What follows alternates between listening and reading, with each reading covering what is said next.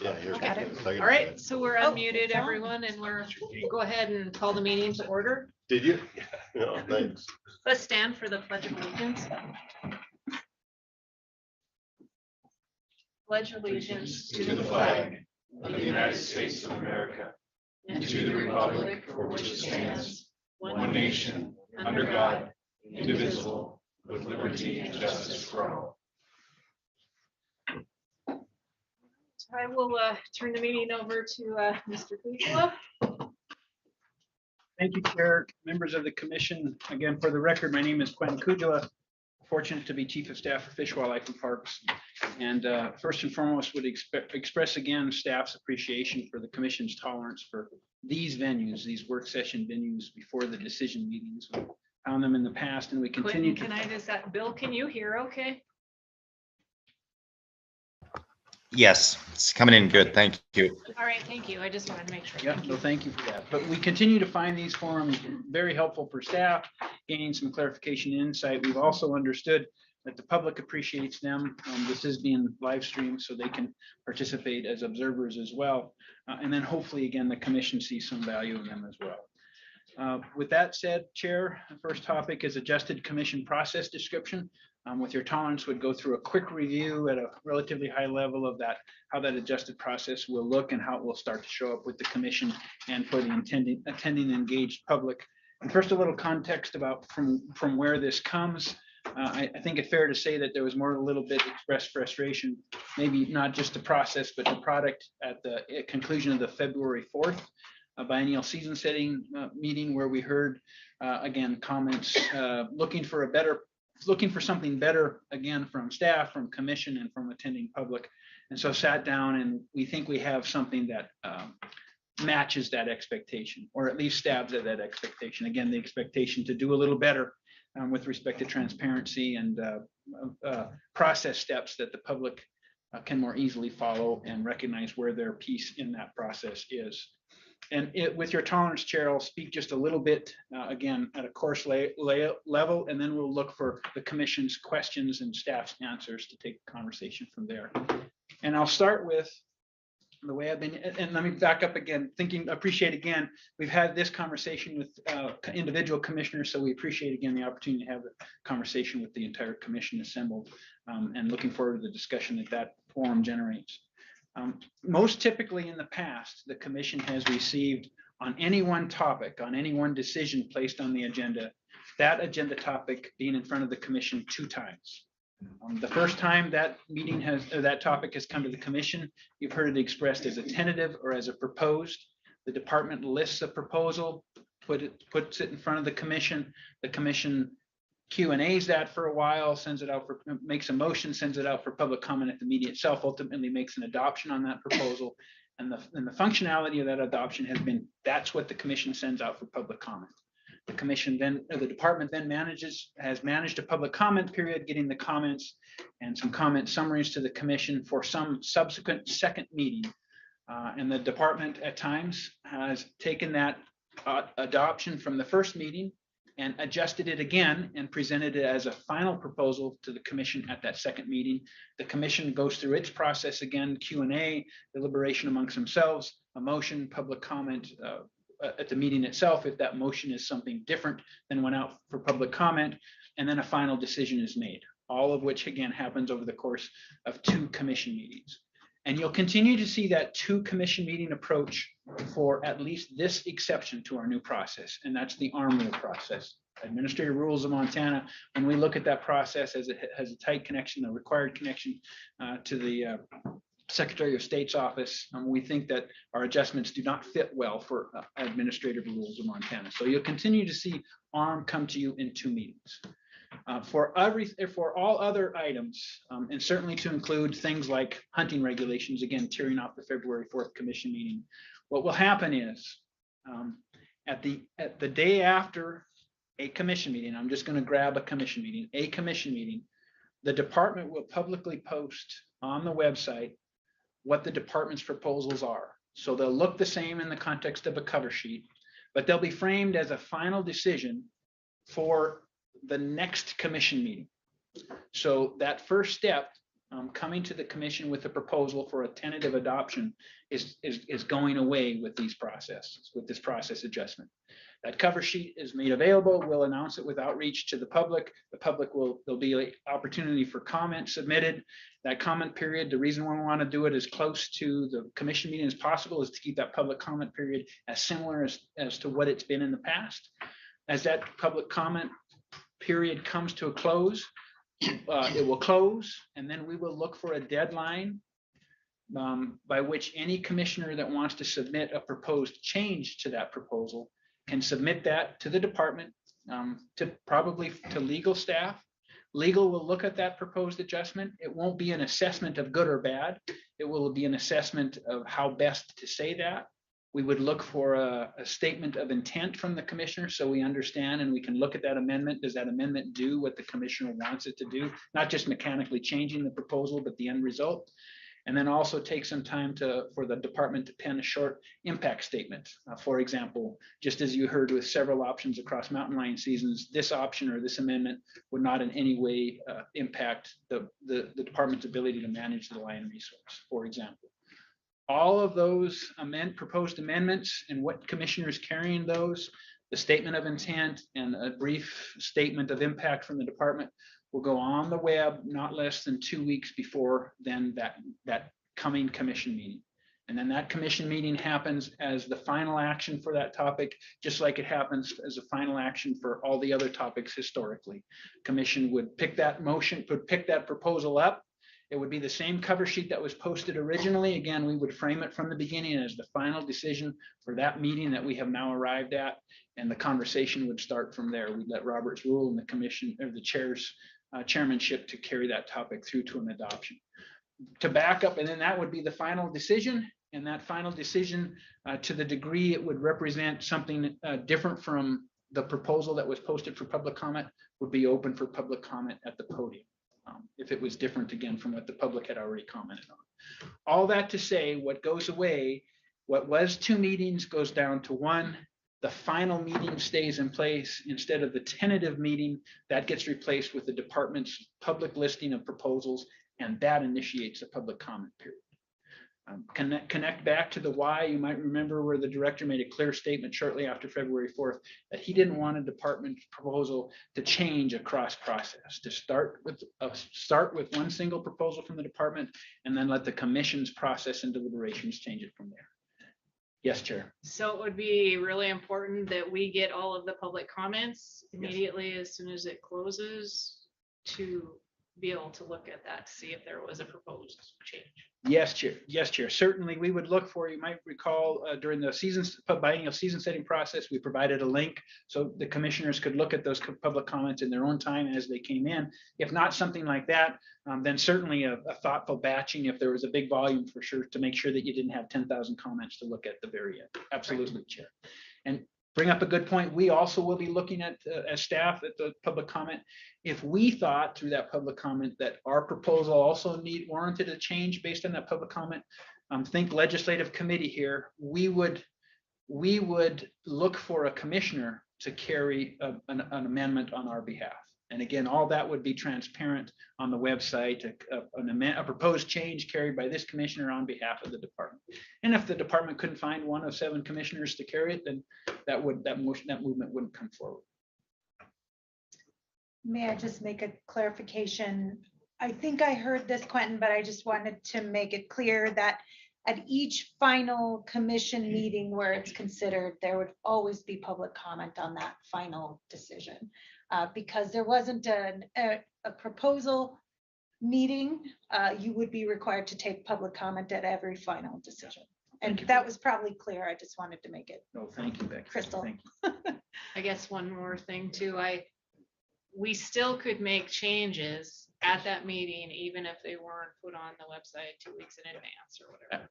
Chair, absolutely. Good point. Should have hit the, yeah, none of this precludes an amendment from coming forward in the moment, so to speak, something that shows up in the conversation right there in the moment. With the chair's tolerance, amendments can continue to come forward that way. Yes. Madam Chair. So just to be clear, the public has the same amount of time to comment. This isn't, shortening up that for the public at all, correct? That's correct. That's correct. So it's worth winnowing down here to be very specific. So in the process we have been using, there's a notice. We've been trying and we haven't done a great job here getting what the proposal is from the department 2 weeks in front of the commission. So the department has that 2 weeks of notice. And then comes the commission meeting. This is our traditional process. And there's public comment there. And then that also starts the public comment period running to the next meeting. So that 2 weeks posting won't happen, but we'll capture as much of the public comment period as we can. And we'll go onto the website the day after the commission and try to capture as much of that. So we wouldn't have that first meeting where the public could comment, to Becky's point, but we'd have the comment period open the day after. Just the same as. Same Yeah. amount. Yes. Okay, Yes. thank you. Follow up, Madam Chair. So the way I read it, and I'm still not an expert, I haven't memorized it, but it appears during the process that the comment period would be about 21 days, 3 weeks, which is considerably shorter than a 30-day, obviously 60-day comment period, depending on the complexity of the issue. So in effect, it's not really the same. It's actually up to a third shorter. Chair, Commissioner Byer. Yeah, so the 30-day hasn't always been consistent as well, depending on when that second meeting is scheduled. If on a contentious topic, we think that something more than a 21 in that example is what's required, then we could just roll it forward, roll the public comment period forward, miss that next commission meeting, and then hit the next commission meeting. If the public comment period was deemed not long enough. And that usually shows up with, as much as anything, it shows up two ways. It shows up where there's a strong volume of comment that comes in throughout, and there's not a lot of, there's a lot of different opinions coming in, and everybody's recognizing that the public is still vigorously engaged that way, and or someone saying, can we get an extension? So certainly we'd have our eyes open to that. But again, it hasn't been a consistent 30-day. The 30-day is often grabbed a hold of as a standard of sorts, but all along it's been something a little more, something a little less, something right on. To your good point, Sure. Mr. Kujala, what's the process to adopt this? Are we voting on it in the meeting tomorrow? Commissioner Walsh, Chair Robinson. No, this is a department process change that we're making. We are in the process of clarifying how we will bring proposals to you, Commissioner Walsh. And when would this go into effect? That's a great question. I'm sorry, Chair Robinson. So you'll start to see it show up tomorrow. So tomorrow is our in between, a transition meeting for us. And how you'll start to see it is you won't see any proposals on the agenda tomorrow. You will see those proposals show up on the public web Wednesday, looking for public comment. But those topics that have already enjoyed their first visit with the commission in the old process, they will be tomorrow's final. And then at the June meeting, so the proposals that we'll post Wednesday, the day after tomorrow, will come to the June commission meeting for final action. Items that'll be brought to the public on Wednesday? Yes, yes, Wow, yes, okay. yes. But then the commission will get notice of them way earlier than you are now, that it will be on our meeting. Promise. Well, it has to. It Yeah, has to. public comment on Wednesday. You'll hear what's going to be heard in June, and the public will be commenting on it. One thing we heard from the commission was, we don't know until sometimes 7 days ahead of the meeting, and yet you're getting, public comment from people who are hearing about department proposals. So that'll be different. Go ahead, Commissioner Walsh. Chair Robinson, does that mean that we'll have the agenda set for the June meeting this coming Wednesday? Not completely, I would say not completely, but a bunch of the things that will be on there will be out for public comment, but that doesn't mean it's the complete agenda. I'm going to follow on a different topic, and it's just to kind of replay the last 6 months here that and where I feel pretty good about where we wound up with the elk regulations for this coming season. But I think back about how much we progressed from December until the February meeting. And I kind of wonder how that would if we just had the 21 days of public comment, and then what would this group have been capable of coming up with alternative thinking on that in that shorter period of time? And I don't have the answer to that. I'm just encouraging the department to think about it. Yeah, Commissioner Walsh and Chair Robinson. It's a great example, biennial season setting, whether it be for hunting or for fishing. Both of those are big events. One process answer, one process adjustment that could stab at that circumstance could be a posting earlier or the final meeting later, so that you'd have longer time to perhaps have a work session, for example, come together. But the way I understand it though, if like say there were some things that came from the staff for changes and that would come from you, but it would be more, I don't know, I don't want transparent Yes. as to where it came from. And then a commissioner would have to carry that motion to an adjustment or whatever. Just a clarification, and Madam Chair, having read through the timeline and going back to the question about, if Wednesday is gonna be when the public hears about most of the motions, then, why would the public comment period be limited to 21 days? Yeah. I mean, I guess, period, I don't know why you could leave it 30 cents, 2 months, which is way more than we've ever had in the past with these major issues. So seems like an easy solution would just be to leave that. Yeah, Chair Robinson, Commissioner Siebel, that's exactly right. And so what we were doing, and we can make the assessments from meeting to meeting. And the assessment that we're making is, so time to get, we're assuming that prior to the commissioner offering an amendment, they'll want to see all of the public comment period. So so the process, so making room for process, comment period to close, to allow some time for amendments to come in, to allow some time for the department to work with that commissioner back and forth to make sure we get the amendment well said and that it does what the commissioner wanted, and then to post those with any other supplemental information on the agenda. So that's the time. And yeah, if we find that ends up being a very efficient process, one very quick answer to this, to the public comment period would be to add another week and take a week away from that process time. That may very well be a way that we grow through the awareness of implementation, Commissioner Siebel. It seems like that would be maybe the place to start versus the other way and see with the amendment process, especially because we can bring those all the way up. Sounds like to the commission. Yeah. Excuse me, Madam Chair. Yeah, I'd recommend we start there.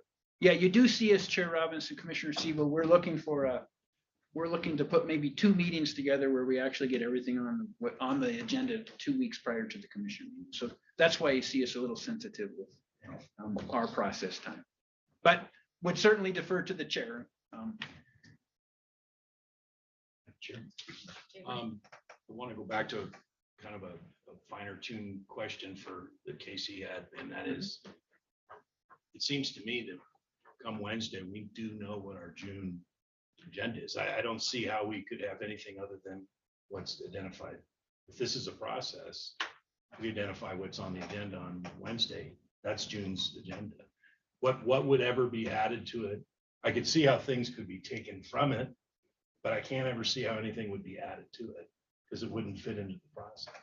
Chair Robinson, Commissioner Tabor, yeah, just so certainly we'll have, and in many cases it may well be all of the agenda that's functionally represented by those topics that are posted for public review and comment. But it wouldn't include any potential arm rule, initiation of rulemaking that we would look to initiate or have that conversation with the commission, for example. That's the one topic we found. It may also not include some informational items that show up. We'll be going into the drought cycle or something else that shows up. It wouldn't be the first time something shows up. Nothing actionable. It could be. It could be. So there's nothing in this process that doesn't preclude the option for the commission to be nimble on its feet and have something show up that has a particular timeline, needs adopted. We wouldn't look for that to be the rule, but there's nothing in this process that would preclude that as an exception. I think a clarification on that too would be this, again, is the department's process to bring forward to you the things that we will propose to you. There could be, it's still the commission's agenda. If the commission identifies something they want to hear on the June agenda, 2 weeks ahead of time, and there's still the ability to get something out to the public in time, we can still do that, and we want to still be nimble and flexible with that. This is just trying to get the process more clear, both for the public and the commission, to ensure that it knows how we will bring our proposals forward to the commission. Does that help clarify? Okay. With that said, thanks, Becky. The biennial season setting process is obviously very complex, and there's a ton of fishing regulations or a ton of hunting regulations that come in a big pile. Will the department still be conducting the scoping and public outreach that you do well before that meeting? Yes. That won't change. That won't change. That won't Chair change. Robinson, Commissioner Byers, that wouldn't change. Sure. So it's not really addressed in this document, but it's something that we've been having an ongoing dialogue, and that is, how does one get something up for consideration? And that one being a member of the public or constituency, a group or whatever that would like to see a change effectuated. What is the process that they go through? Are we going to have instructions for the public to do that? The only reason I bring that up is I believe in the last 5 days, we've gotten 3 or 4 things as commissioners where people are coming forth with really specific things they are asking us to look at. Like the one that comes to mind is the Georgetown Lake thing, and it just came up. So what is that mechanism, and how does it relate or feed into this proposal you have in front of us? At least one piece of that answer, Chair Robinson, Commissioner Tabor, speaking to the biennial season setting as an example. We are looking for, and let's use the hunting season biennial effort as an example. We are looking for something end of summer, early fall on the commission agenda, where we will scope specifically for those topics. When I say we will scope, we will look for an agenda place where interested persons to those topics, at least the seasons for all of those species, could come directly to the podium and talk to the commission about what they'd like to see.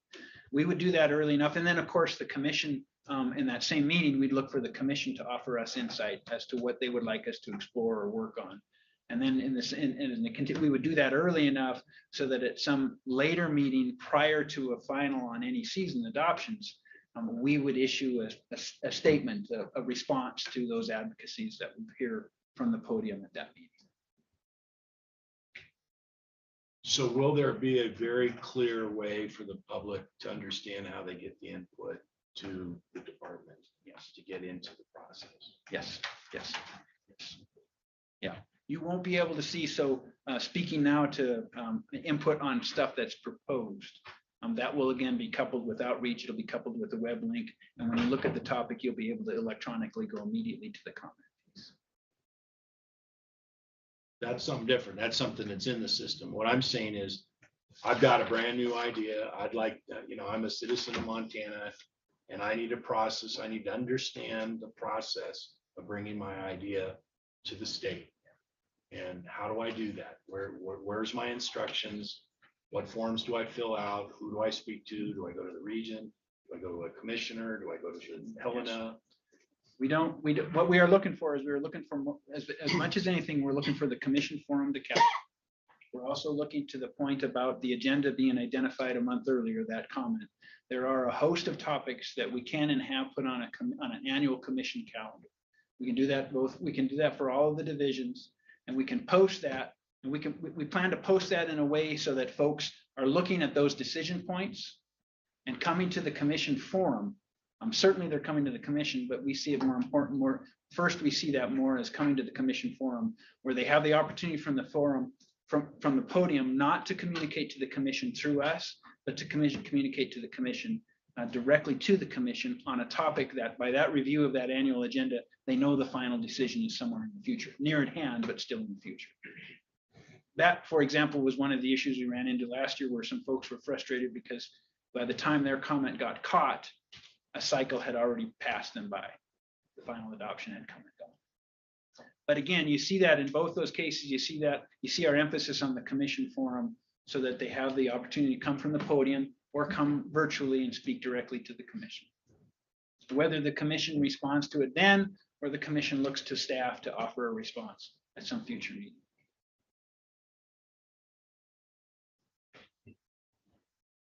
That didn't feel really clear to me, so I'm pretty sure that's not gonna be real Yeah. clear to the public. Yeah, and that's what we have come to. We're still open to ideas, but we think that commission forum, again, focusing on the opportunity for someone to step to the podium on a topic that they can see from our annual commission calendar that's not up yet, is a decision that's coming down the road. So you're talking about the part at the very end Right, for that's public what- comment? or- No, we're talking about when final actions will be. So final actions in, let's say, August will be Wolf. And so it will be visible. We'll have what we're trying to build is we're trying to build a presentation that lets everybody know that final decisions for that fall season is in August. And so if you want to scope with the commission, and this is be a part of our presentation on something like that, then come to a meeting prior to that August conversation. But his question, I mean, Yeah. on the agenda, it would have to be, I would have to have on the agenda. Right, you could have, for example, scoping comments for coming commission decisions. And we're open for ideas, but we don't know how else to capture the plethora of ideas that comes forward. Most of them we see being season setting, whether it be for fishing or for hunting. So we see that late summer, early fall scoping session being straightforward enough for that. The other topics, we haven't come up with an idea that fits the wide range of requests that could come in. In other words, Madam Chair, so for a fishing regulation like the one tomorrow, we just addressed that, the fishing regulations already were vetted and just went into effect on March 1st. The next go round might be the review that happens halfway through the biennium. So the proponents of the regulation can work with their commissioner up in advance and then make sure that's on the agenda when the next cycle comes along. And so that, yes, Commissioner Byers, Chair Robinson, that's in place already, and we look to augment that with a specific scoping, a specific opportunity on the agenda that's identified, different from anything else that's not on the agenda, but a specific scoping opportunity for coming decisions. Whether they wanted to take, in your example, whether they wanted to come to the agenda additional to what they've been doing, or just rely on the scoping that happens outside of the commission process.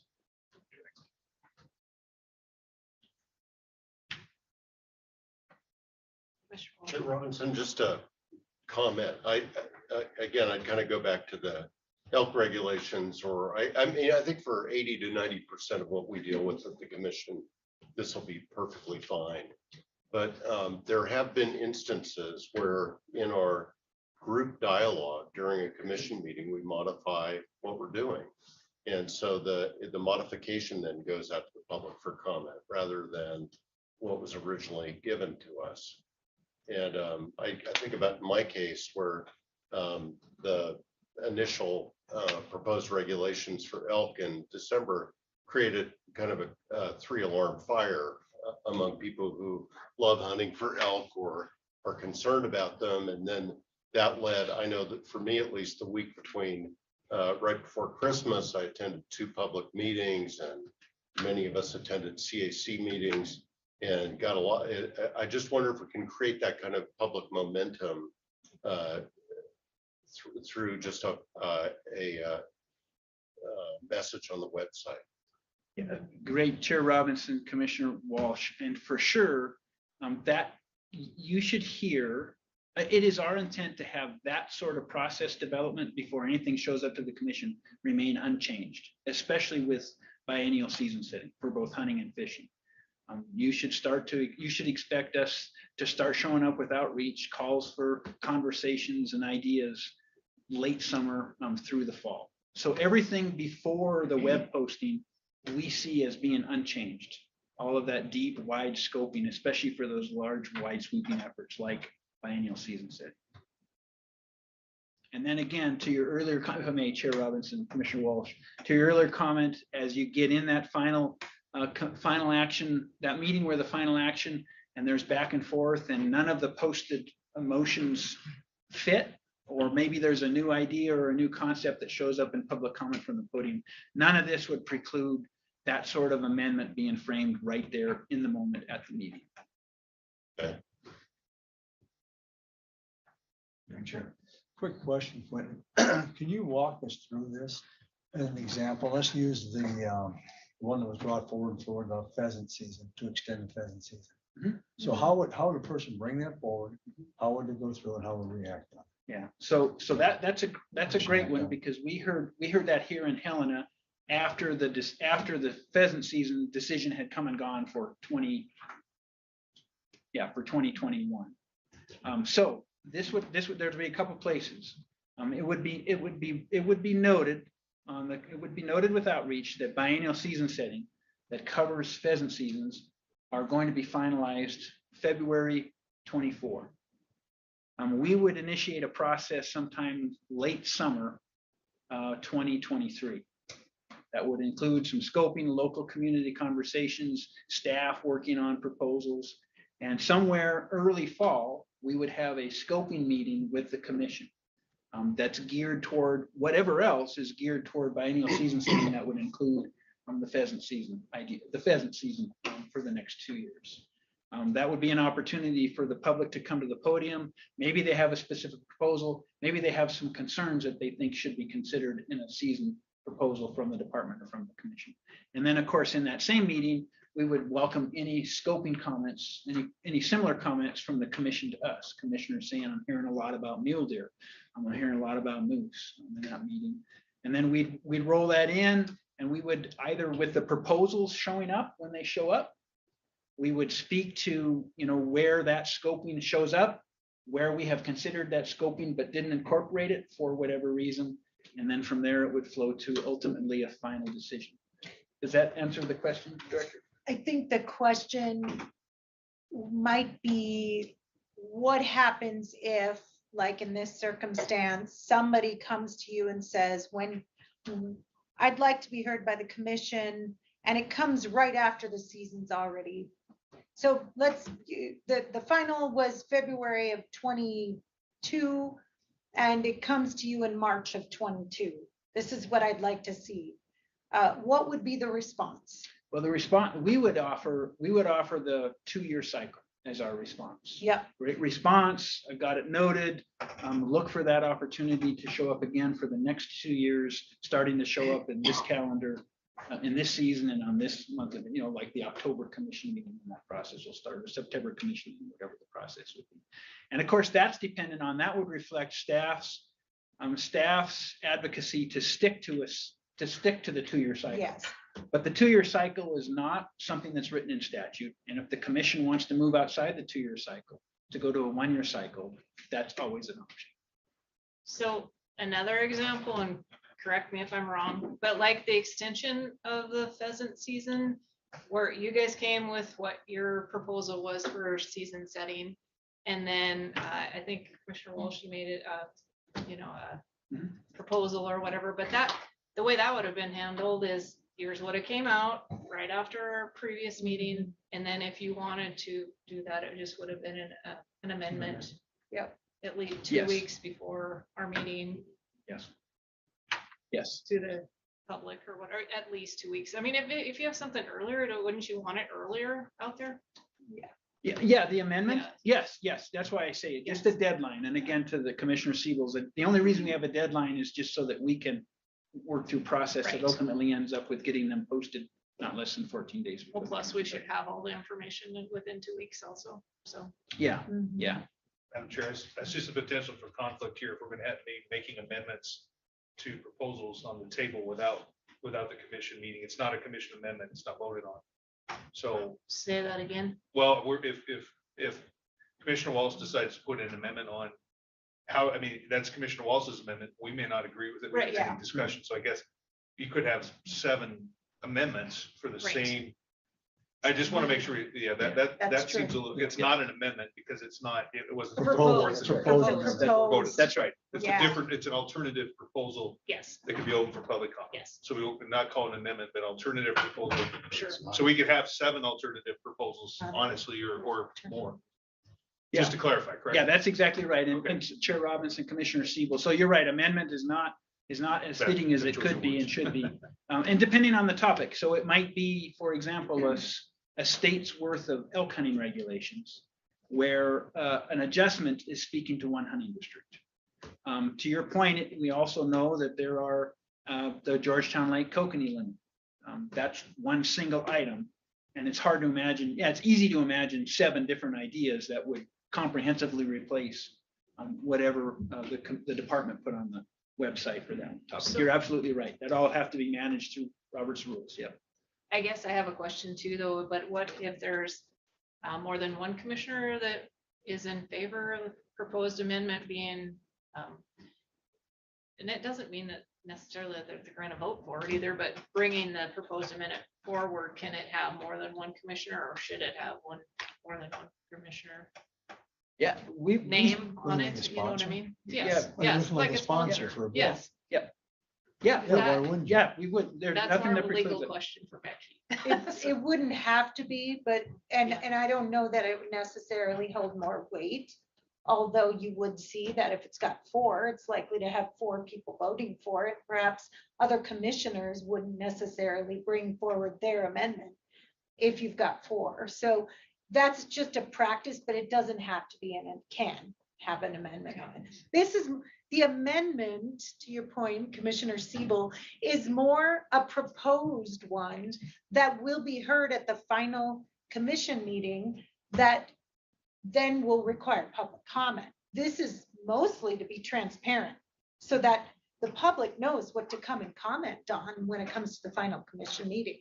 And perhaps you'll find out at some point, whichever way you take it, that there will have to be a discussion about in what order you take these amendments as well, because there will be competing ones, and that's possible, to your point, Commissioner Siebel. Madam Chair. I think the importance of going through this process is in order to increase transparency, it's going to encourage more dialogue amongst the commission. And whereas we can't meet in a quorum and come to agreements, we should be able to talk at liberty with each other. And so we understand the perspectives and we can hone a better proposal or a better amendment.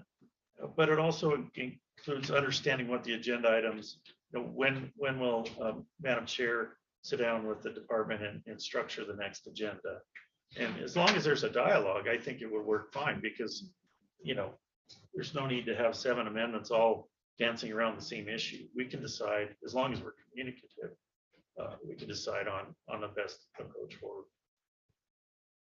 Which brings me back to a thought I had earlier, is the pre-commission meeting would have to be held prior to, like tomorrow's, we'd have to have that pre-commission meeting for June's. Or the Right, so the pre-commission meeting it would identify and confirm the topics up for final action. right, but it would be way early, way early. Yeah. We A would, couple months or like yeah, a month and a half earlier. we would not have all of our final assembly as it relates to, I gotta think a minute, certainly as it relates to all of the proposed changes from the commissioners. No, but what I'm saying is you want to, like, you would release Wednesday for comments or whatever. So we would have had to have a pre-commission meeting for June's meeting a few weeks ago, before you released all this stuff for comment. Yeah, so, okay, Chair Robinson, thank you. So we haven't been thinking that, that one of the functionalities of we have not been thinking of a commission review of the department's proposals. That's not something we've got in the process. Right? We do have the pre-commission identifying the topics due for final action at the next commission meeting. That is where those topics would show up at the pre-commission. But to me, the pre-commission meeting is more like here's what's happening, not necessarily like the commission saying, no, that's not going to be on the agenda, but it's more like giving heads up of this is coming. We will certainly have, at a pre-commission meeting, we will certainly have the topics that we look to propose the day after the next meeting. We will certainly have that in hand at the pre-commission meeting. Okay. Yeah, they won't be commission, there won't be decision topics for that coming meeting, Right. but they maybe would the be next. public notice topics. Yes. Yes, Yes. okay, I'm That's a sorry. new line Yes, item yeah, on that yeah, agenda. yeah. Yeah, we certainly will have an understanding of what those topics will be. In fact, staff will be engaging this for staff's preparation of topics. There will be no change to deadlines. And the change shows up when all of the final materials are in the director's office. The finals will go to the agenda. The proposals will go to the website. But up until that point, staff process is the same and deadlines. So we'll certainly have an awareness and be able to communicate what those topics for posting are at the pre-commission meeting. And then those topics would be the primary focus as final action items at the next pre-commission. It's gonna take a bit. Yes, yes. One last question. Madam Chair. Go ahead. So the way this is proposed, it's the way the commission and the department will interact to structure our agendas going out.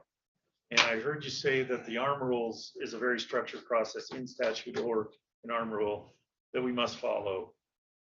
Otherwise, this proposal doesn't alter or change any administrative rules. We don't have to go through a vote, or we don't have to go through a public process in order to do this.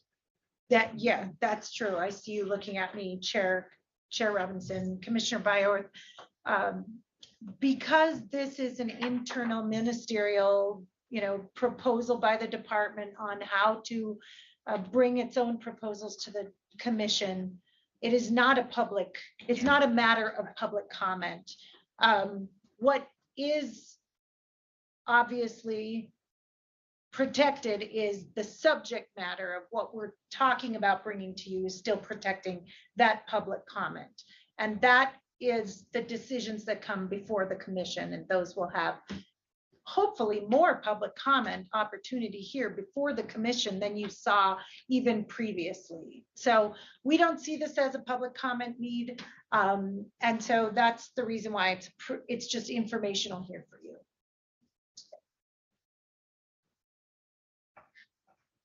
What, if I may, in that context, Chair Robinson, if I may, building a little bit off what I understood Commissioner Byorth to say, the other new insight to the public will be the different adjustments that individual commissioners are thinking about. That's not been visible. What's been visible in process is just the department's final proposal posted on the agenda.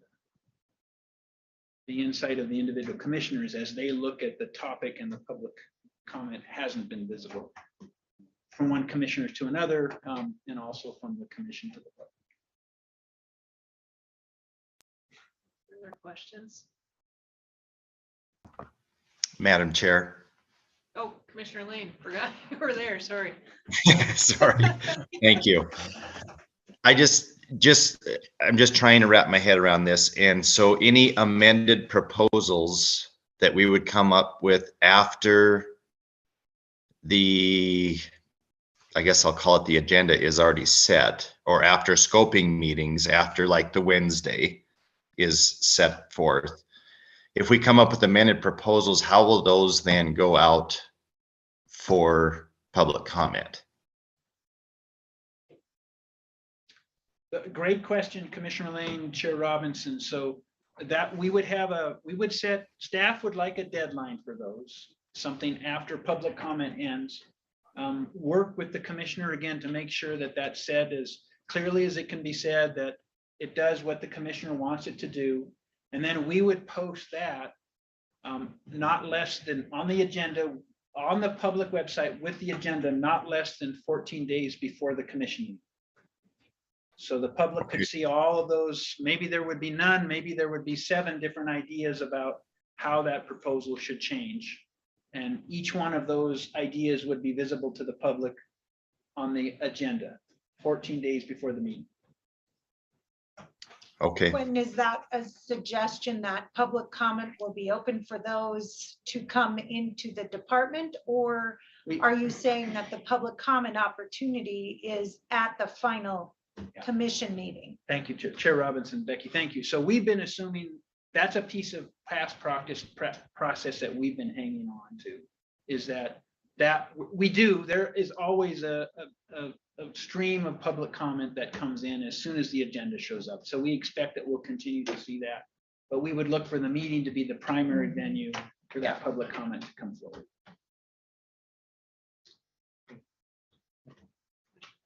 Along that line, then, after we've posted our amendments, the public or the biologists or whoever has information for us reflecting in those amendments is welcome to call us and chat with us about our amendments. Yeah. Because I understood that a department proposal must come through a commissioner. So there's still lines of communication open between posting of the amendments or proposed motions, whatever we're gonna call them, and the actual commission meeting, so. Yes, Chair Robinson, Commissioner. Commissioner Walsh, did you have a question? Just a comment, again, kind of revisiting the pheasant reg. That was based on one letter that we received was to extend the season into January. One letter we received, and I thought, not a bad idea. We do it on private bird reserves. Other states hunt into January. And so as a commissioner, I thought I was being responsive to the public, and I proposed that. And I think this is a great case where we got tremendous feedback against that proposal, and really well thought public comment, which I appreciated, and we responded to in the next meeting. I felt, God, okay, so we got one letter. I then called several people I know who hunt pheasant, and that just wasn't enough really to come up with the right answer. I think the public feedback that we got after that, created a change that was really important. I think it would have been a mistake to extend the season. I'm not sure how that would play in this new scenario. Yeah, it would be. So thank you, Chair Robinson, Commissioner Walsh. Just some first thoughts. Let's say that what we are thinking in the context of process is, let's say that proposal comes forward at a September scoping meeting, targeting whatever else the upcoming biennial season setting discussion. And that idea comes forward from the podium to the commission. And maybe there's some exchange from the commission, hey, follow up with that department. And what we're saying is that just by virtue of that commission forum, there's been an opportunity for a direct exchange between that member of the public and the commission. Whatever else the department does in proposing something like that or offering a reason why that change isn't part of the department's proposal, there's still that direct communication to the commission that's taken place. And of course, the commission would have for its awareness what our response to that proposal was, whether it was a proposal reflecting that comment or a reason why we didn't capture that comment in the proposal. Yeah, respond as well, Chair Robinson. Commissioner Walsh, I think the piece that might be helpful is that in that circumstance, you would see ahead of time, member of the public, that's coming up at this date. That's when you can bring that up. I'm not going to propose for you anything until that time frame, and you could push that down the road. Now, that might not address the late date that they're coming to you to extend the deadline for this season we're in right now, but it would be an answer for the next season. And so I hear what you're saying, that it might still be missing. You may not have had that opportunity for the insight from the public to not bring that forward, and you might have brought it forward, but at the meeting here, we would have had to have, noticed it up, and you could still let the department know, I'd like to put on the agenda, and this is what we were speaking to and being nimble and flexible, a proposal for pheasant, extending the pheasant date. And then at that meeting, it would draw, because you put it on the agenda, it would draw people to comment on it. You would hope to get the robust comment that you got in the same circumstance. That's one way to look at it. I was thinking more like the pheasant regs go out for public comment. This comes in the form of public comment. I then make an amendment prior to our meeting and then don't really have the time to respond to additional public comment. I see, And we right. wind up passing a bad break. I suspect that you would still hear from it because of it Hopefully at being the meeting. posted on the agenda and then hearing from it at the meeting. No, that's a good, Yeah.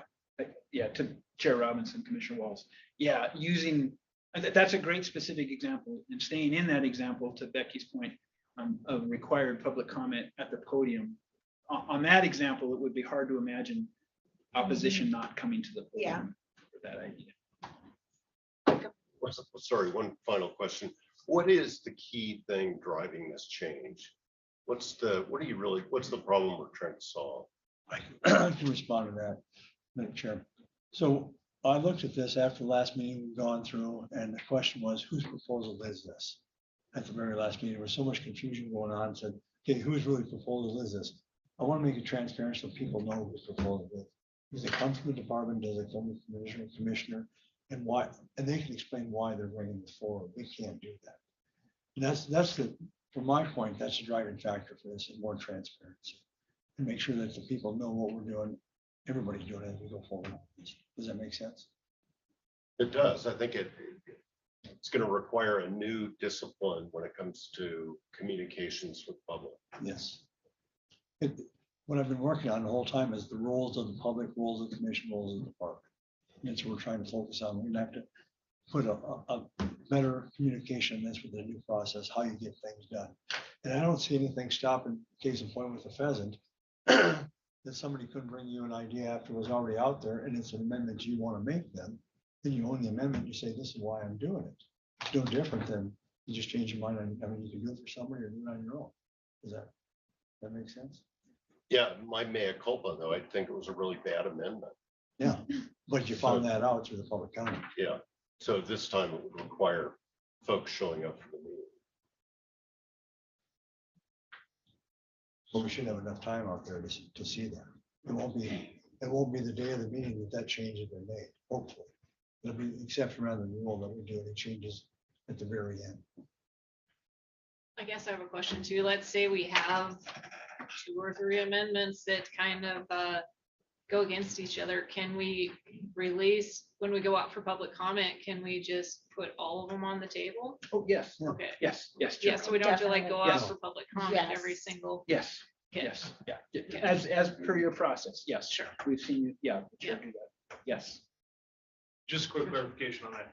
Yeah, after the initial comment period is closed and we said hopefully that's 30 days and we can have that, we're going to be looking at comments the whole time anyway.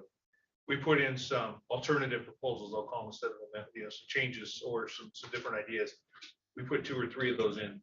Is there any reason that the public comment period can't open with regards to those? Because to Commissioner Walzer's point, we don't necessarily want to wait till the meeting. If we have 2 or 3 weeks between that point, is there any reason we can't have public comment on those new alternative proposals? there certainly there's, Chair Robinson, Commissioner Siebel. More fundamentally, there's no reason if there's a change that a commissioner is thinking about.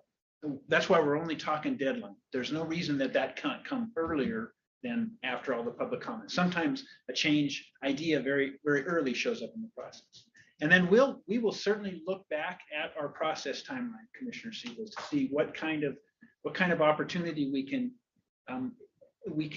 maybe there's a way we can bisect, not necessarily 50-50, but bisect that comment period to give you the opportunity of a full comment period by whatever length, an opportunity to express change interest, and then a shorter period to focus just on those changes. We'll certainly go back and look at our process. The idea of a secondary comment period or something else that comes as a response to all the Sure. amendments that were put in. Yeah. I think we'd rather hear online from the constituents. I hate to force people to have to be available that Sure. day, this meeting for comments, Sure. so to give them more opportunities. So have a secondary 7-day comment period to address specific alternative proposals would be a good idea. Yeah, Chair Robinson, we can certainly look at revisit the calendar, revisit that process calendar. Okay. How that would best fit in there. Yeah. Thanks. So I'm just asking a question. What would be the problem with keeping it open after that? So let's say that you make an amendment, and it's made, you try to get it done in a certain time frame, but allow that time for people to contact commission, whatever they think on that, right Yeah. up to the end. Yeah, Chair Robinson, Director Warsack, functionally, that is what we would do. What I meant to say is that the value of we see the value of a deadline for public comment to make sure the commission has all of the public comment. We have enough room to help them get that. Right, and then there's that's exactly right, and then reopening, you could just, so the downside of just keeping the public comment period open is there may be some people that are homing in on that last date before they submit their initial public Yeah, comment, okay. before the changes. That's the value of a deadline. Kind of To- splitting that process. To get them batched or whatever and get them to us. Yes, you know, Yeah. Right. yes. But again, we'll look at that process calendar and see what else we can squeeze out of that to pursuing that functionality. We probably better move to the next agenda item. Thanks, Chair Robinson. Well, I've done so well in the first one, I'll stick around for one more. Very quickly, because we do have two more remaining and we've got just a little over a half hour scheduled. Private land hunting access agreements, 454 is what everybody calls them, from the 2001 legislative session. This commission has experience with 13 of those now over 3 or 4 commission meetings last year, speaking for landowner permit opportunities for landowners in exchange for public access for the 2021 season. We heard as staff struggled to keep up and implement the changes that the 2021 legislature put in effect, and certainly as the public. And then we also saw the commission express some consternation and some disappointments and some concerns about how things were coming one meeting to the other. When is this going to end? When do we count up all the total permits? All of that stuff. Staff sat down on the director's guidance and came up with a process description that most fundamentally perhaps includes a application period of April 15th. So that application period is now open to May 15th. And it's that period because we know from experience that some landowners will try first their luck in the permit drawing. And so we didn't want to start it before the permit drawing concluded. So if they got the permit drawing, they're probably not going to be interested in the 454. We don't know that. But then if they weren't successful in the drawing, again, we know from experience, that's when some landowners expressed an interest for. The May 15th, the deadline, that's something if you, we have applied a cap of not more than 10% of the commission approved a quota for that district. And so in those instances where if we receive application for something more than that 10%, that's going to likely lead to a mini drawing to see who gets those. And so again, a piece of process time, we wanted time after the June commission meeting to have those mini drawings where we needed to have them, solicit application for general license rosters in those places where we had to draw a public hunter for a general license opportunity. All of that to conclude getting agreements and permits out the door and notification of access before the archery season began by August 15th. So that explains the beginning and ends of those application period. Chair Robbins. One thing I noticed, and correct me if I'm wrong on this, but like say if somebody wanted more than one and you were talking about that limit or whatever, so everyone, if possible, everyone would get the one, Yes. and then the additional ones would be in the drawing. Yes, Chair Robinson, that's how we're thinking. And just to roll that forward, everybody gets one before anybody gets two. And those that are in, if there's still room left, if there's still permits left. So those people that were happy with one go out of the drawing. Everybody that asked for two gets two before anybody gets three, and you just keep going down the line. That fashion. Yes, Chair. And that mimics, in concept at least, the landowner preference allocation for landowner sponsored deer licenses. Just given those questions, I'll stop there with my presentation. Does anybody have any Questions? Commissioner Wells? Chair Ronson, my only question on this would just be how we're going to communicate this out to large landowners. I think it's a terrific solution to a number of problems, and I can't imagine that the sphere of folks who would really qualify for this is very large. Maybe 100 branches in the state. Chair Robinson, Commissioner Walsh, we don't know what we'll get. Speaking to the statute says that size, there isn't a hard size limitation only says the department's discretion. Can it be reasonably hunted? Can it be successfully hunted? More to your point about I hear your question just to ask our outreach opportunities, the website landing page, our outreach associated with that, working with regional staff, assigning wardens, biologists, and access technicians the responsibility to communicate this in their daily duties, and then also outreach and conversation with the industry groups to the degree those landowners are affiliated with stock growers, for example. Siebel? Madam Chair, Quentin, was there any consideration or thought to, going back to the quality thing? And if you recall, last year I requested that we report, have a follow-up on 454 tags to see, to get reports from hunters to see how their experience was, both negative and positive experiences with the 454. Now that we had 13 ranches in the program versus the 2 that we had historically, is there any thought put into how we might apply more of a qualitative approach to the ranches, and not just from acreage, but more from the hunting quality, the access quality standpoint, and be able to rank? Because at some point, if we do have 100, if there's more, because if there's no limit, we did a really small one last year. I know at some point it's going to become an issue where it's just going to be a whole nother random drawing. And I guess the whole point of this is to get landowners tags and get awesome access for the public onto these places they wouldn't normally have access to. So, Chair Robinson, Commissioner Siebel, a great question, and we did sit down. And initially in our process, we wondered if perhaps the staff would do well by submitting a prioritized list to the commission at the June meeting. And as we thought through that, we came to the conclusion, and this is the one that's manifest in the process definition right now, rather than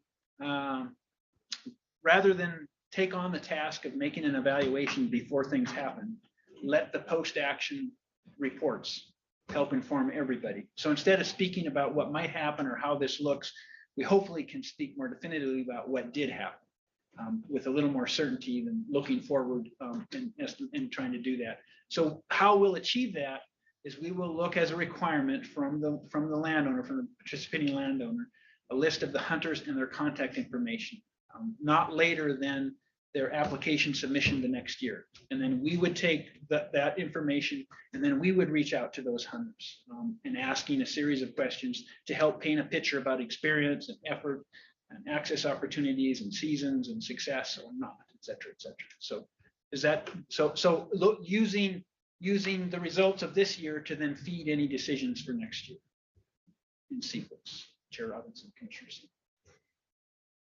Chair Robinson. Oh, go ahead. No, go ahead. Yeah, I was just going to clarify what you'll see tomorrow before you see there is an action item on the agenda tomorrow. What that's going to be is there are portions of the statute at 87.2513 where there is department discretion. That's what Quentin's talking to, and the criteria we will look to applying here. What the commission then has approval authority for what the department brings forward to the commission. And that we're asking, where we have a proposal that will come before you on the process and a deadline for that, so that you aren't at the last minute considering agreements and having to figure out what criteria to apply at that point. So you'll see that tomorrow as an action item. I just wanted to make sure that you knew the difference between what we're talking about here and what you'll see tomorrow. That's actually on point with my question. Oh, Madam Chair. So perfect. my understanding in reading the statute is it's right up front that this is a tool for elk management. And it's not a tool for creating opportunity for landowners. And I just want to make sure I didn't read that wrong. All these things season and flavor the process. And I think it's a great step forward. But I think it's still bracketed by this is an elk management tool. And that might play into how this conversation goes tomorrow and into the future. Yeah. Sure. That's a really good point. And one of the things we've been talking about that a lot. When you look at management tool, and you'll hear everybody say, why are you even bold with management tools for cows? So part of this thing is there's a lot more cows being harvested as a result of it. Truly is a management tool and to help us out on that thing. And the other thing I think that what we're thinking about is there's a lot of people looking at this changing this law. So we got the PLPW that's taking this under advisement right now to see how far has it gone, what do we need to do, and some adjustments. So this what we put together was to get us through this year and the next year, depending on what comes out of the legislature. But that's been the question we've been working with a lot. What does for management purposes mean? I mean, instead of somebody saying, are you giving bulls and you're giving cows? Well, the bulls give us the incentive for them to open it up. And that's still a management purpose, so. Follow up. So along that lines, I know there was a report given to EQC about how many elk were killed and where. Is that something that's been produced, a report that the commission could review? I was gonna say, I haven't seen the full report yet. The report we have is from Mr. Taylor, who did it for quite a few of the people that signed up for it. We have a requirement to get that information in. And from my perspective, we actually fell short a little bit as an agency, not reaching out to those people. So as we did this process, we're gonna make sure that the landowners in the future that do this are required to collect the name of anybody that participates in it, even if they're one that has a tag or other people they allowed in it. Then we will follow up with them because I'm not gonna rely on them to send some information in. We will follow up with them, ask the question, and get your satisfaction survey. Because if you look at 87.2513, item 6, the way I've read this and looked at this is the commission basically has to give you an opportunity to come forward. Then under 6 is if you don't do a good job, that's where it's punitive at that point. You don't get it again in the future. So it's more of an after the fact. So we're in good faith, we're giving you this opportunity to do it. Then is that a correct interpretation? Then it comes back and the commission then can say, no, they didn't follow through. So if we get, say there was 5 hunters on there, we contact them all, they said, no, they wouldn't let us hunt. That comes in front of the commission, you deny it from that point forward. When you say we are going to contact them, is it going to be the same that you use for the other hunters? Harvest survey? Yeah, No. yeah. It may be partially on that, but it'll be, what I envision, we'll probably have to contact some specific questions and answer. And more of a, also those people will be given something that says you're gonna be contacted, you'll have to provide this information to us. when you do this. So it's people up front understanding that nobody likes to get involved without. Pardon me, Madam Chair. So are there data that's available that we could review to help us understand what happened last season? Go ahead. Chair Robinson, Commissioner Byth, we do look to have additional we certainly look to have more information and a more consistent presentation for your June meeting, when you will see also the new. Any other questions? Oh, go ahead. Yeah, just a clarification, is this May 15th deadline for this year? Yes, It is. yes. And that's what we'll talk about tomorrow. Ask those same questions on the record so that the public has the opportunity to hear it. I mean, follow on. It just seems like a pretty extreme change, given that, we were approving these things in August and up until October last year. I mean, can we at least push this out a month or? Chair Robinson, Commissioner Walsh,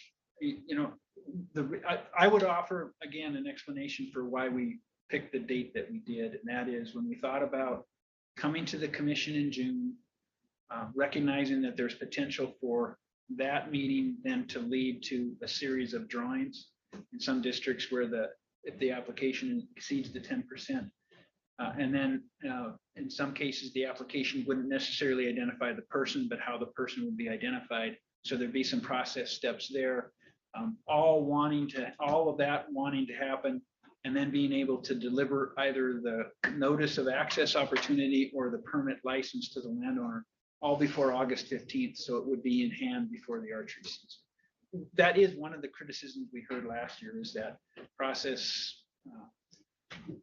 that started later with the commission adoption didn't find, in some cases, found very short notice before the season began. So whether it becomes another adjustment we make or not, that's the rationale for the time window as it's currently described. If I remember correctly, our last decision was after the season began. Yeah, I think we were into the archery seasons, yeah. Yeah. In general season. And Chair Robinson, Commissioner Walsh, as there's been several references to try it on, live and learn, it may well be that, perhaps there won't be a large volume. And if there's not a large volume, then that then leaves open the option for perhaps an adjusted time. But one of the things we are unknowing, uncertain about is just how many might come in. And if that's a big number, we wanted to make sure we had enough process time.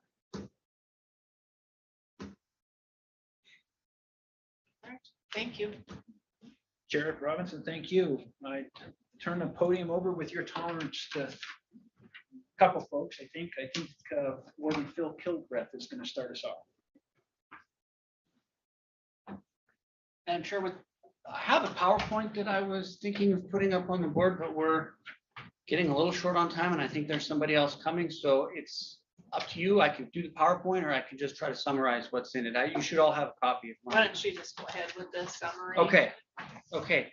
Also helping me is Lori Hughes-Brown from the Wildlife Division. I want to point out that when we talk about any kind of wildlife classification stuff, that these are all a joint issue or joint effort between Wildlife and the Enforcement Division or the Fisheries Division, depending on the species that we're talking about. So essentially what you'll have an item on your agenda tomorrow that is a petition to classify a species. And what this does is the legislature back in 2003 decided that wisely that we needed to the state needed to have a way to decide what exotic wildlife or what species could be brought into the state either for introduction or to be possessed as a pet. And that there's a significant potential threat from non-native wildlife to our wildlife, to plant species, to livestock, to agriculture, and human safety. And so legislature came up with a way to sort of work through a process to vet out species, you might call it. And to start with, in statute, and this is going to be a little bit opposite than the way I put it together in the PowerPoint. I tried like 6 different ways to put this together. None of them flow very well. So, but basically, any animal that's not native, any species that's not native to the state of Montana is considered exotic wildlife. And a person or an entity is not allowed to possess exotic wildlife, import, possess, or sell it unless that's allowed by commission rule. And so within that context, the commission has broad authority by the legislature, given by the legislature, to establish the legality of importing, possessing, selling, introducing, transplanting wildlife. And so that has been refined down a little bit. And essentially, so again, exotic wildlife is anything that's not allowed in the state. And then there are 3, at least that we're concerned with, 3 different types of classifications that wildlife could fall under. First being non-controlled exotic wildlife. And that means a wildlife species that's traditionally sold and kept as pets. And it includes animals that are listed in statute. So there's a big long list in statute that I provided in a handout that I think the pet trade probably came and said, hey, these are important to the pet trade, and they got put in statute when these laws were written. And additionally, the commission by rule can add to that and put additional species on the non-controlled. So non-controlled exotic wildlife can be kept, imported, sold as pets, traded amongst each other, and there's no permit required. Next would be controlled exotic wildlife. And controlled exotic wildlife is a species that the commission would vote to put on the controlled wildlife list. And those may be imported, possessed, or sold only pursuant to what the commission says, if you want to put restrictions on it, or just by putting them on the controlled species list, they're restricted, and department rules and an authorization permit. So controlled exotic wildlife sort of represents the next step up in terms of control measures on a wildlife species. And an example I put in my PowerPoint was Pacific white shrimp. There's something that's on the controlled species permit. There's potential disease implications and things. And so people have to go, if they want those, have to go through a permitting process to get them. And believe it or not, we actually have several white shrimp growing facilities in Montana that grow white shrimp and sell them as food. I didn't know that either until recently. And then finally is prohibited exotic wildlife. And that's an animal species that's placed on the list, again, of prohibited species, which statute gives the commission authority to place animals on the prohibited species list. And those species on the prohibited species list may not be imported, possessed, or sold. And the only exception to that is that if you're like a licensed zoo or a research institution or roadside menagerie or something like that, you can have prohibited species, but nobody has, just a regular citizen can't have a prohibited species as a pet. So when the legislature came up with this, they also decided that it was important to come up with a way to analyze or to vet these species. And so they came up with the Classification Review Committee. The Classification Review Committee is a sort of multi-jurisdictional and multi-talented group of people that analyze species. And let me back up a second. And with this comes the ability of a member of the public, the government, or somebody to petition the committee to classify species. So if you have something that you want to own as a pet, or something you want to have as a business, or something that the government wants, we might want classified a certain way, you can petition this Classification Review Committee. And then that committee goes through and comes up with, does an analysis and comes up with a recommendation for classification. And so that committee has at least one representative from Fish, Wildlife and Parks, one representative from the Department of Public Health and Human Services, one representative from the Department of Livestock, one from the Department of Agriculture, somebody from a business that breeds or exhibits exotic wildlife, and a member of the public with an interest in fish and wildlife. There may be additional people on there. And so this very diverse committee will go through and analyze these petitions and come up with a recommendation. And those recommendations need to be based on the best available information and scientific knowledge of potential environmental impacts, risks the animal would pose, the ability of a person to readily control it, the animal in captivity. So, if you're asking to have a Bengal tiger to wander around in your living room and sit on the couch with you, the committee might question whether or not a person could control that, or if there might be a danger to a first responder or somebody coming to their house. Once the classification has occurred and the commission has done rulemaking on this, then the exotic wildlife would fall into whichever list the commission decides to put it on, and then the appropriate permitting or lack thereof would go in place if somebody wants to possess it or import it or sell it. So the Classification Review Committee has a fairly detailed analysis that goes into these. There's a decision tree which analyzes environmental impacts, risk to the public or agriculture or wildlife, and then how readily a species can be controlled. And they also do research and create a research summary on that based on, and then come up with a recommendation. So at the end of all this, the Classification Review Committee creates a recommendation only. It's a recommendation to the commission. The commission is the deciding body on species classification. So when the Classification Review Committee brings something before the commission, first and foremost, the commission has the ability to choose whether or not they want to initiate rulemaking. So if you recall, an exotic animal, exotic wildlife can't be possessed unless allowed by commission rule. So if the commission chooses not to initiate rulemaking on a species, then it would not be allowed to be possessed under that statute. The commission also can choose to initiate rulemaking and classify the species as non-controlled, controlled, or prohibited.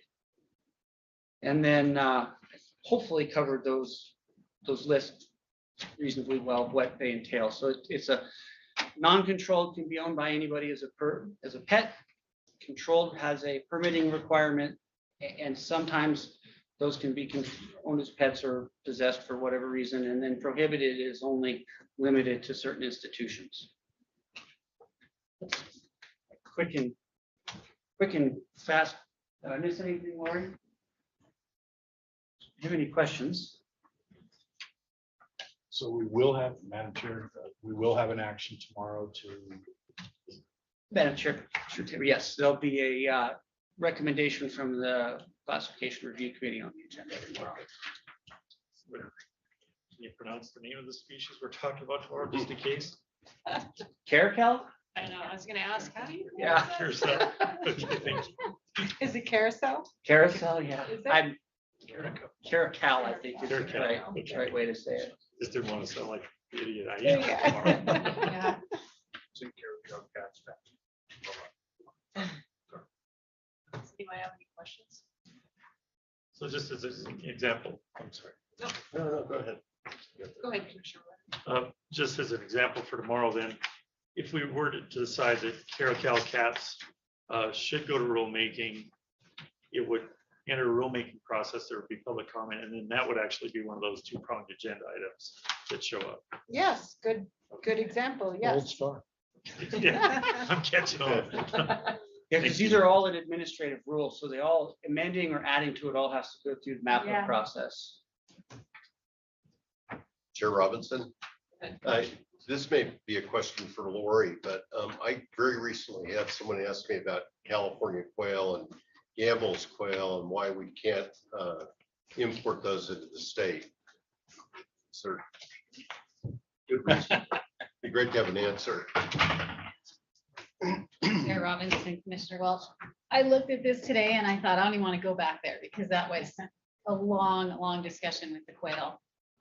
So California quail right now are an exotic species, so they can be taken in the Bitterroot, let's say, at any time without a license. The other quail are small and typically can't survive well in Montana if they get out, so some of those are allowed. There's a number of different quail. I did not print it out. That happened years ago. I could get that information for you, but we went through, it feels like many different rulemaking processes for those little guys. There's like button quail, they're only this big, you know, so we thought, yeah, they come to Montana, they get out, probably not a big deal. But some of those others we felt had more potential for competition with other species or damage to the environment. So that's the answer, is it's competition with other species. Yep. Okay, thank you.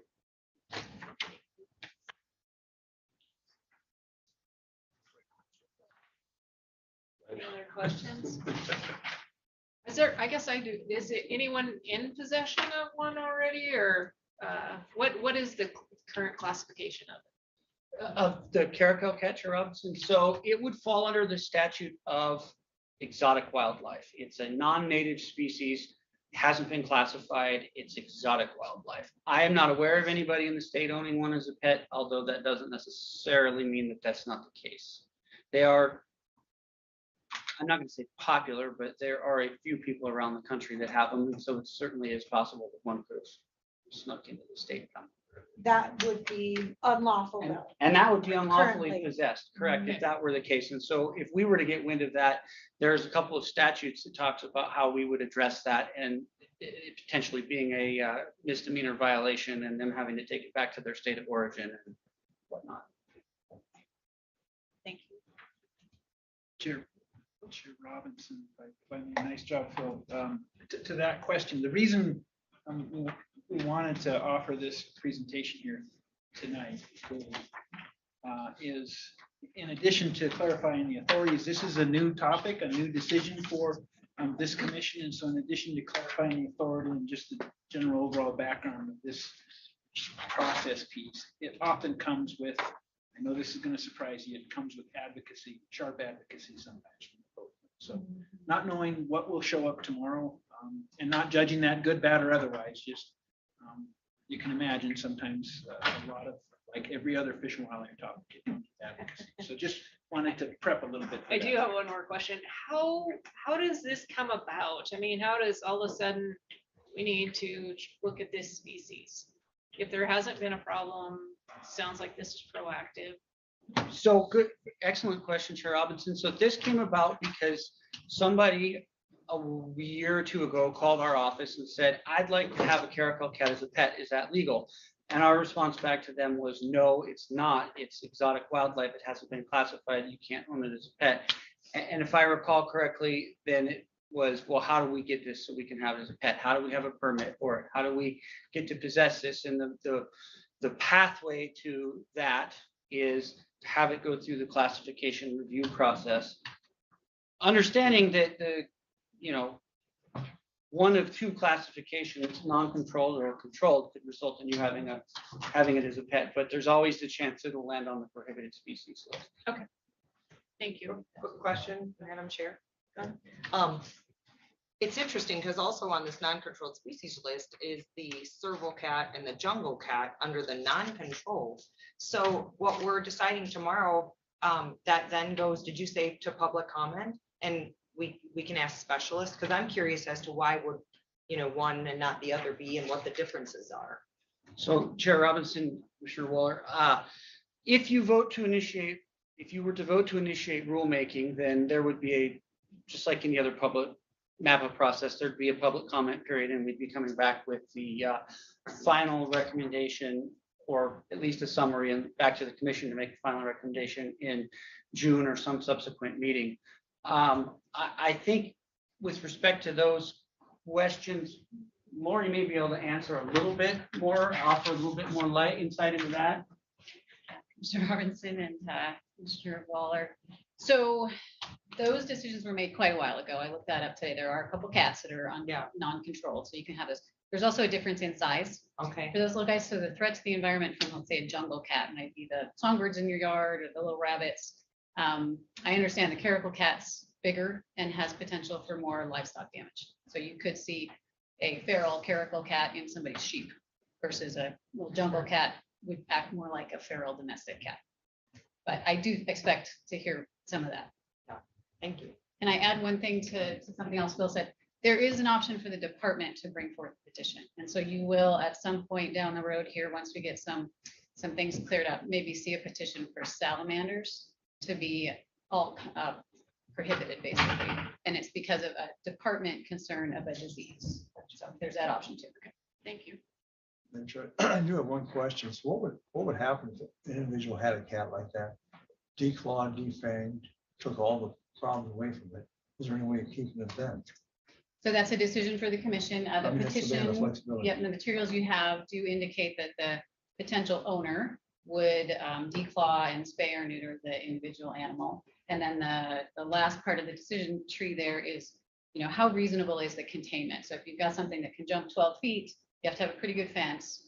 And then also potential injury to first responders is on the tree, because you can say it's going to be in my house at all times until there's a fire. Right. So that's measured. There's also the reasonableness of enforcement to kind of keep track.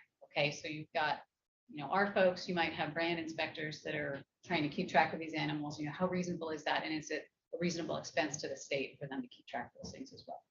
Does that answer your question? Any other questions? Do we have anything else on the agenda? Not on this one agenda. Okay. Not on this chair. But certainly there's any questions, but Is there any questions or anything from anyone? Mr. I Sewell? just have a procedural question about Sure. the binder, Sure. and I guess I would prefer not to get one and just use the online and not waste paper, but that would just be my personal preference. So is it a matter of work here? Just on bring that up. I'm the one who asked for it, just Okay. because of going through, and if you don't want them, that's fine. Yeah, just- But it's just easier for me to Sure. try to run the meeting. Okay, So that would be good to know who wants one and who Right. doesn't. Mhm. Just let us know. save some trees. Yeah. We don't- Yeah. I love them. Yep, that would be great, because who doesn't want them, that, then they don't have to do it. So. Okay, meeting is adjourned. Can I just take a moment to tell you guys that I am moving on? Oh, yeah. I just wanted to let you all know today before the meeting tomorrow, so that I don't have to get all misty in front of everybody, that I took another position. I start May 9th as the Helena City Attorney, and I'm excited for a new opportunity, but it's bittersweet for me. It's not because I didn't enjoy everything I did here and all the work I did with all of you and all the staff at FWP. It's more just an opportunity for me to grow and expand and have some professional opportunities. So Congratulations. just want to thank you. Just wanted to let you know. Yeah. Thanks a lot. We're gonna have a party or something? Cake. We're gonna have one about 2 days after she's gone. I feel bad. There, that's